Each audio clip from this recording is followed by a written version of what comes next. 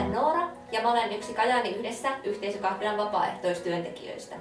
Ja mä olen myös lisäksi mukana markkinointiryhmässä, jonka ideana on siis tehdä postauksia sosiaalisen median eri kanavoihin ja myös mainostaa tätä kahvilaa lehdissä ja televisiossa ja radiossa. Videoita tulee olemaan suomeksi ja englanniksi. Tällä videolla mä siis kerron teille, mistä tässä Kajaani Yhdessä kahvilassa on kyse.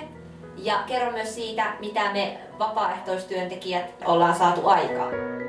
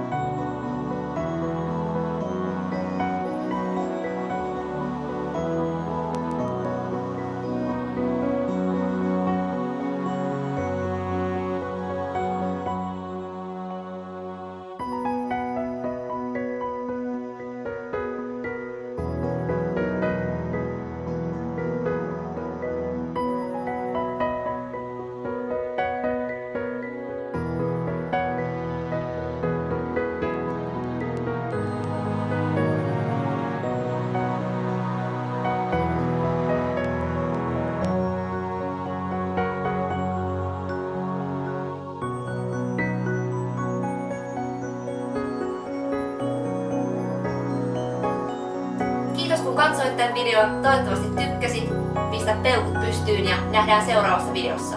Moikka!